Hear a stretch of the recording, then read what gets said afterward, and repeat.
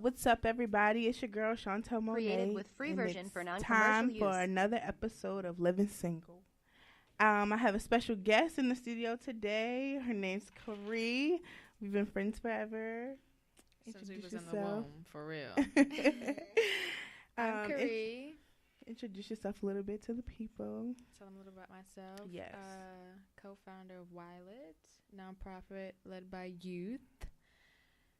Just happy to be here to support Chantel Monet. Thank you. So we're going to get right started with this episode today because we have a lot to cover. This episode is about being young, fly, saved, and single. I know that's a lot in one title, but we're going to discuss a little bit of the pros of being single, the cons of being single, that no one wants to really talk about, you know? The things that people just say, oh, I do this while I'm single, but they really struggle in those areas, or they don't know how to ask other single people about those maybe temptations they have or questions they have because they don't want to feel inferior, or they don't want to feel like they just don't know. So we're going to delve into that, and then we're going to have a motivational moment. So we'll just start with the first one, which is loneliness. Yes.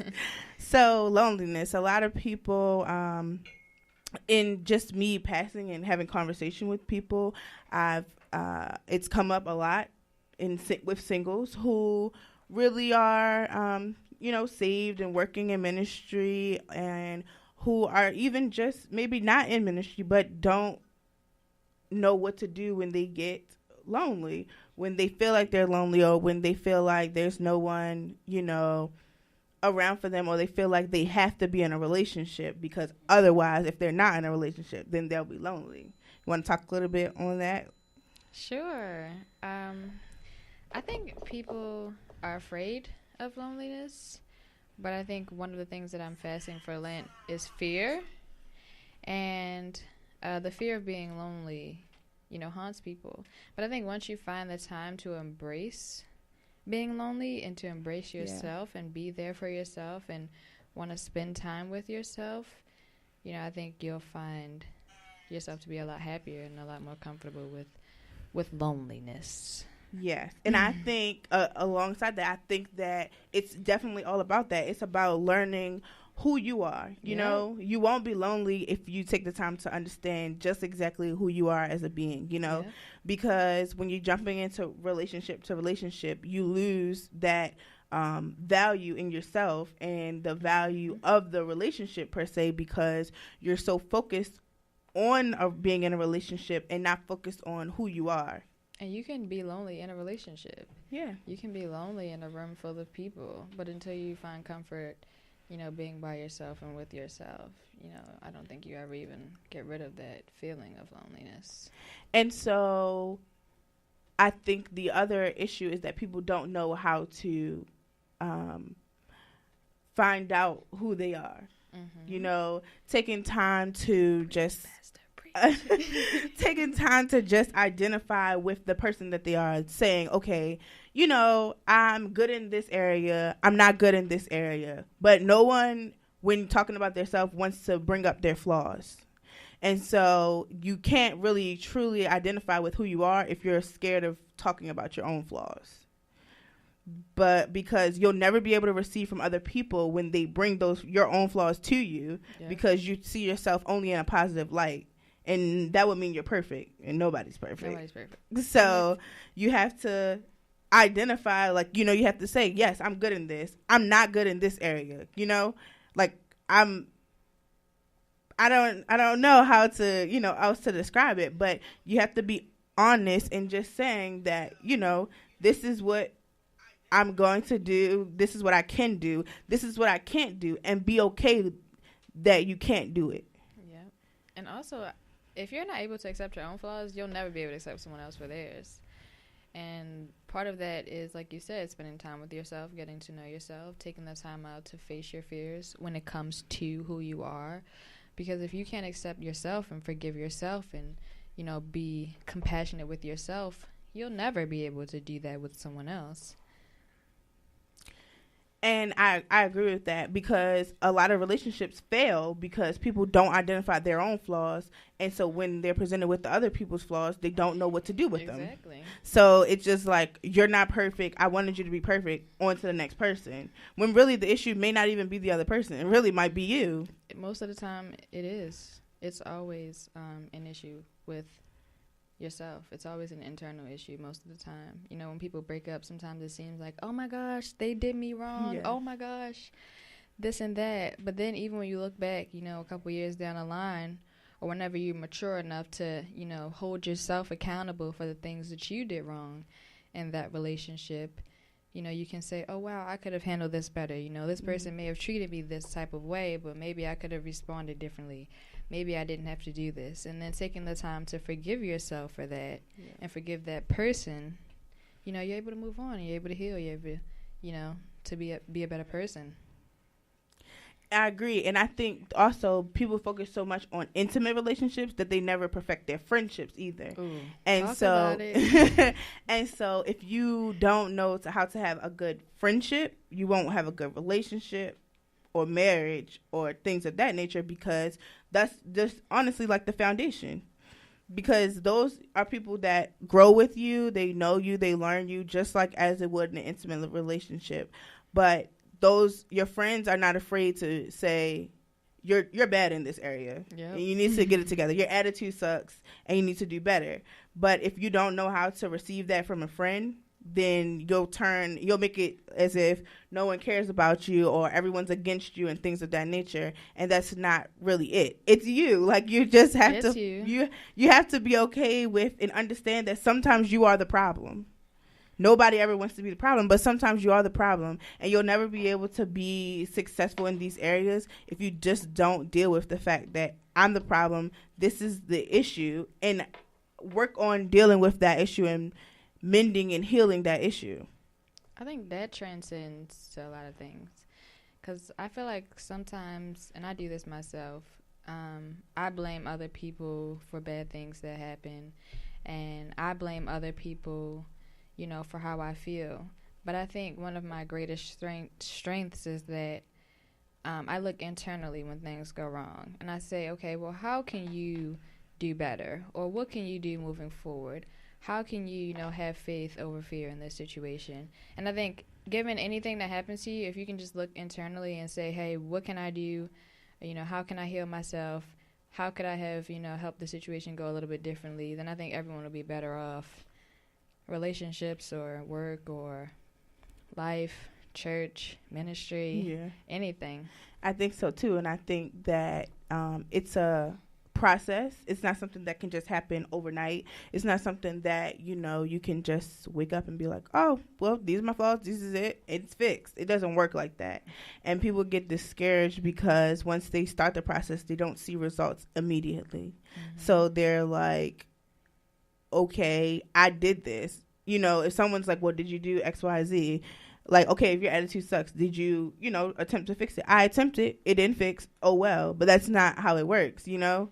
Like, a baby isn't conceived and then born the next day. It takes 9 months to build and develop and grow in the womb. So you need some time to perfect those things and to correct those things that are maybe your flaws or maybe things that you don't do well. Yeah. Also in society, I think that we find comfort when nothing is going wrong these days. Like, we like when things are comfortable. We like when, you know, nobody tells us what we did wrong or what our flaws are, because then we don't have to fix anything. Like, we don't like to do things anymore. We don't like to overcome our fears anymore. So I think finding comfort in the journey and not, the end result, finding comfort in knowing that, okay, this makes me feel uncomfortable, talking about my flaws, realizing that I'm not perfect, having to tell the truth, having to hear things I don't want to hear, finding comfort in that, really helps in life in general. Because if you feel comfortable, then you're not growing. And if you're not growing, what are you doing? Let me say that if you have questions, comments, you can leave them in the comments, or you can call in 1-855-493-6499 at any moment, and we'll answer your questions and comments. But yeah, so now let's move over to talking about just the fact of being young, like our millennials, we're millennials, and being young and single, and the push from generations before us to be in relationships, to be like, oh, so when are you getting married, or when are you dating such and such, and how that impacts you, your self-esteem, your standards, and things of that nature. I think our generation in particular is looking at, and by no means am I suggesting that this is a good thing, but I think our generation is looking at the mistakes of the generations before us, and we're running from those mistakes, and we're running from the pain that we feel as a result of the actions of the generations before us, and we're trying to find, how can we be happy? Is happiness being alone? Is happiness not having to commit to being in a relationship? And I think we're trying to figure out, okay, how do we fit into this world? How can we have a healthy relationship? Because the African American community in particular, we've seen so many unhealthy relationships that we're just like, I don't want this, and if I can't be in a relationship and not have an unhealthy relationship, then I don't think I want to do it at all, is what a lot of people in our generation are experiencing right now. And I think too, along with that you have the ones who have saw the failed marriages, the failed relationships, growing up, or just maybe from their peers or what have you, and have decided that I'll take all the benefits. So I'll take all the benefits of a marriage, of being a wife or a husband, but I won't commit. Yep. And so then that leaves even more trouble, because now you've linked up with these people, you've created children with them, and you don't want anything to do with them, or you realize that they're not really the person that was meant for you. But because you wanted what you thought was good, you took, you bit the apple, and now that it's stuck with you. You can't do anything, And so I think that because we're a generation that wants things so quickly, that even though we're hesitant in some areas, we're still quick. So it's like we don't want the struggle, we don't want the pain and everything, but we want all of the benefits without doing any of the work. So we rush into things. No leg work. We rush into things. We, approach things at a quick rate, expecting instant return, and then when it doesn't work out that way, we again want to blame the other party, or we want to blame whatever, maybe it's a business or things like that. We want to blame whatever isn't us, when really we just don't understand how the timing works, and how that there's work to put in before getting to that stage. Yeah, we want to blame. On Twitter, it's always this generation. Yes. Like, okay, this generation what? Yeah. And I think that there's a gap, too, between the previous generations and our generations, because our generation as millennials, we want to do better. We want to do better, but we don't necessarily want to hear from the generation before us how to do better. Yep. And so that causes us to be in a limbo, because I want to do better. I don't necessarily know how to do better, but I think I know enough to just do better. So then we get ourselves in the situations, and then we have to rely on our elders to get us out, or rely on our elders to help us through, when really if we just would have turned and listened to them, talked to them, we would understand that we wouldn't even been in this position to begin with, because their experience would have been enough for us to bypass this whole situation, you know? Yep. I think that's me all the way. Because my mother, I would just be like, Ma, no. And then as soon as everything hits the fan, I'm like, Mommy, please. Please help me. Because, you know, your parent is always going to be there. But I think part of that is us practicing gratitude. And, you know, I did a lot of that with my grandmother, and I did a lot of that with my mom. Just, you know, taking the time out to think, like, I can't take you for granted anymore. Like, I'm becoming an adult. I need to hold myself accountable for, you know, appreciating you enough to go and ask you for advice in a certain situation, or appreciate you enough to just listen when you tell me something. Yeah. And that comes with maturity, you know, but just, you know, asking God to give me a gracious heart, you know, and asking him to show me how to be more grateful for things, you know, it helps me to listen.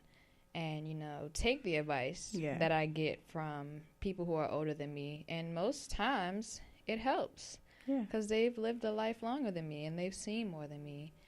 And, you know, our generation, I think we just, you know, we need to mature. We're maturing. We're doing good.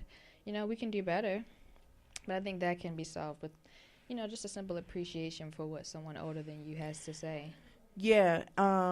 It's just in the way that we honor those people, and the best way to honor them is to recognize the sacrifices that they made, the you know, difficult decisions that they had to make, and even sometimes the good decisions that they had to make, so that we could be in the place that we are, you know, today. Be it whether your situation was good or bad in your eyesight, taking the time to have a conversation, or to sit down to listen to what they have to say, to hear it from their point of view, you know, because you'll always learn something because you weren't there. So you formed a vision and opinion in your mind of what happened, and they have the reality of what happened, you know? Mind. Yeah. And the person whose situation was, they have the reality of what happened. They were there. So they can tell you who said what, who did what, how it was back then, and things like that. But we don't ever take the time to listen out for that. We don't take the time to, you know, we want to do it. We want to be independent so badly. And it's like, we want independence. Yeah, we want commitment. Yeah, we want, you know, the perks and the rewards and all of that stuff. And we don't want to do the work. We don't want to do the work. We have to listen. Because most times I feel like I was very open with my mom coming up, just because I knew, like, I needed to tell my mother the truth, because she was going to be the only one to protect me from all the evil in the world. That was just me. I would tell my mother the truth even if she didn't want to hear it, because I needed her to know everything that was going on. And I think, you know, I really kind of lost my train of thought there. The truth is important. Oh, I found that a lot of my friends who were, you know, kind of sneaky about their actions and didn't want their parents to know, it was because they didn't want that person to be the one to tell them the truth. Like, they didn't want, you know, their mother to say, oh, that boy did this, he only wants this. They didn't want to hear that hard truth. They just wanted to do what it is they wanted to do, right? And then in the end, you know, they knew. And I think also it's because you feel like them as leaders, as elders, parents, family, whoever, mentors, whoever it is that you have in your village, you feel like they're maybe being overprotective, or they want to, you know. They don't understand. Yeah, they don't understand. They want to, you know, they always want to input themselves in something, and it's not really that. It's just that their experience gives them another outlook on the situation. So they're able to tell you from an experienced standpoint instead of a commanding standpoint. Yep. So they're not really trying to reprimand you. They're just trying to give you experience. They're just trying to show you and tell you, like, you don't have to do it this way, or you can do it this way, you know, because different situations. But sometimes their passion for us to be better than them gets in the way. And so we're not able to receive it, you know? I think the note would be for, the parents to kind of gauge how your child receives communication, because I looked at my friends who, sometimes were not always the most honest, and I found it was because the parent didn't take the time out to understand how their child would receive that type of communication. Because sometimes, as a parent, if you can just calm down on the emotions of everything and just really, tell your child in your heart of hearts, like, I love you to death. I don't want anything bad to happen to you. I don't want you doing this because I just genuinely, don't want your feelings to be hurt. I don't want you to experience heartbreak. I don't want you to, be put in a dangerous situation. I think if a parent can convey that, in a way that the child can understand, a lot of that tension when you're trying to be protective kind of will be removed from the situation. Yeah, I agree with that. Okay, so let's jump again to talking about standards as being a single person. Having standards and expectations, standards of things you will and won't allow, non-negotiables, and then and then what you're expecting from other people, but as a single person, maybe in the dating stages or, waiting before you're even dating someone, getting to know people and things like that. Well, for one, I don't think that anybody should have expectations for anyone, because you'll always be disappointed. You know what I mean? Like, your expectations will always be somewhat unrealistic. I think accepting people for who they are and accepting them for what they do and don't do is where we should start. And then second, the standards come into play when you say, look, I'm not willing to deal with that. Yeah.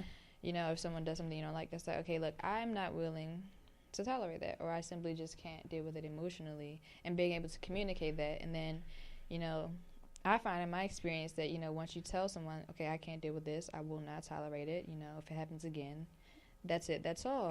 It never happens again. Yeah. If you just communicate it in a mature way. And I think that we lack that ability to communicate effectively. Yeah. We communicate by hollering, being angry, silence, but we don't communicate effectively where the person can understand that this is what you did, this is what I didn't like, or this is how it made me feel, and to go forward. You know what I'm saying? Yeah. And I think that there are some, situations where maybe you shouldn't continue to repeat yourself, of course, but you can't expect someone not to do something that they didn't know that you don't want them to do. Exactly. So it, you kind of have to work, you have to work on it. You have to be open and honest, like you were saying, and just being willing to tell them, like, these are some things that, I won't tolerate, and not trying to be like ruler, or like the mom or dad or whatever, but to just be honest and saying that just these things will not, I just won't accept them. I won't accept them in life. I won't accept them in a relationship. I won't accept them in business, whatever it is. I just won't accept them. And if you're not okay with that, we don't need to go forward. And being okay with that. Sometimes you're not meant to be with someone. Yeah. Sometimes love isn't enough. Like, sometimes you can really love with that person and really rock with that person and, want to be with them. But sometimes it's just not meant to be. And understanding that point and not pushing the relationship into a toxic relationship just because you want it to work and, you want them to conform or whatever, it's like, let it be. Yeah. And let it be natural, like you're saying. Like, don't, it's like sometimes we, especially in our generation, we talk about it often, that how people will say, like, oh, my boyfriend could never, my husband could never, and then they're doing it like 10 times. Like, I've seen it, you know what I'm saying? And it's like, what happened to that standard that you said? You was like, oh, when I get in a relationship, I won't ever do it. But is that you said that because you'd never been in a relationship before, and you like, it would never be my situation, or, you know what I'm saying? So you made that, and you didn't, when the time came, you gave in, and that's okay if that happens, but you can't be so gung-ho on something like that and then just like, oh, never mind, it's okay. That is like a whole nother show for a whole nother day. Judging somebody else's relationship and saying what you would and wouldn't do when something happens in that relationship. Yeah. Like the Kirk and Rashida situation. That's a whole nother situation. Women they say, Yeah. oh my gosh, I would never Mm-hmm. let my man do this. And then, like you said, 3 years later, we see your man did that on Facebook. Right. 12 times, but it's this that you didn't.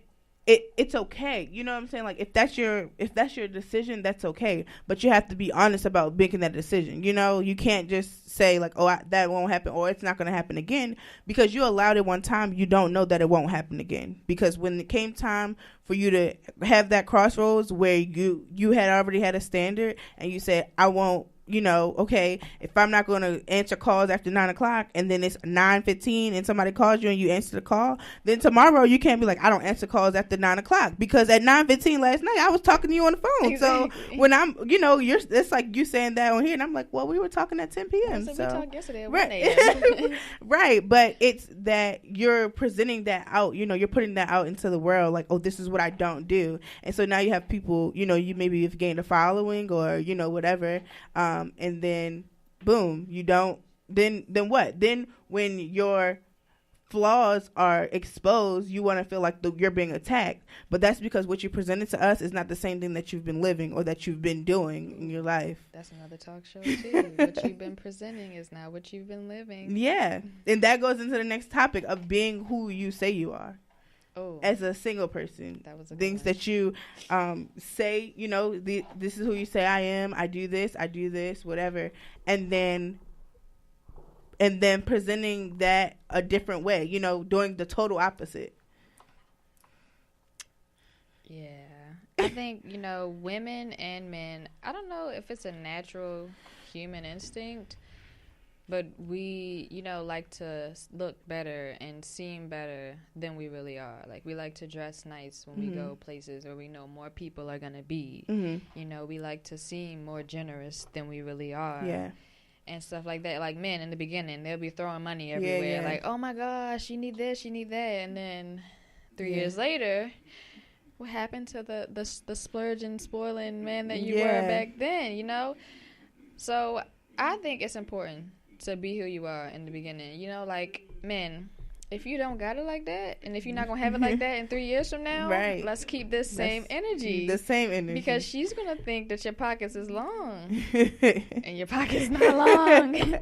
And that's real, because it's that presentation you give, that person that you're putting on. But one day you're going to be tired of putting on the mask to be that person, or like, okay, I don't have any more seats to put on for you. I don't have any more, exactly. I don't have no more family members to ask to borrow money so I can take you out on a date. Like, or whatever the situation is, like, oh, I really have 4 kids. I know I only told you I have 2, but like, just be who you are and be okay with that. You know what I'm saying? Like, the person that's really meant for you will understand and be able to work with what you present. Your authentic presentation, not what you're presenting because you're trying to impress other people. And honestly, why would you want someone who doesn't want who you really are? Like, why would you want someone who doesn't appreciate you, flaws and all? Like, I don't even want you. Like, if you can't take me with a bonnet on, no makeup, just woke up, a little bit of drool, then you don't need me, right? Exactly. If you can't take my imperfections, if you can't take the temper, like, whatever. Like, I'm not going to pretend like. And that doesn't mean that everything that you are is good, but that person is willing to go the mile with you and to say, we can take this journey together. Like, we can go to anger management together. We can, go to therapy or whatever it is together. We can, or I can encourage you and you can encourage me, or we can build together, things like that. But what they can't work with you and who you are if they don't even know. And on top of that, it's like, if you want someone who doesn't want the real you, then if they're not willing to accept someone with flaws, then you don't want to be with that person. And just even taking the time to hold yourself to that standard and say, if this person cannot respect me and accept me for who I really am, then I don't want it. Yes, that's exactly. a standard as well. And you can, because it doesn't serve you as a person. Nope. And you can and be okay with that. Like, that's it. Okay, so that's all the time we have for that. I'm going to leave you all with our motivational moment. And today's quote is, be more concerned about who you are becoming rather than what you do and who you're impressing by doing that. That is a lot in a little bit, but it's just, focus on who you are. Focus on knowing who you are, becoming a better person, becoming a person full of substance, potential, purpose, and working out to reach your goals instead of focusing on getting material things or focusing on being seen or being, the next hot thing or who will be impressed by the things that you're doing. Do the things that serve you. Do the things that you love, not the things that other people will be impressed by or will love because they see you doing it. And so that's all for today's show. We hope you enjoyed it. Feel free to leave comments, and we'll see y'all next month. See ya. Created with free version for non-commercial use.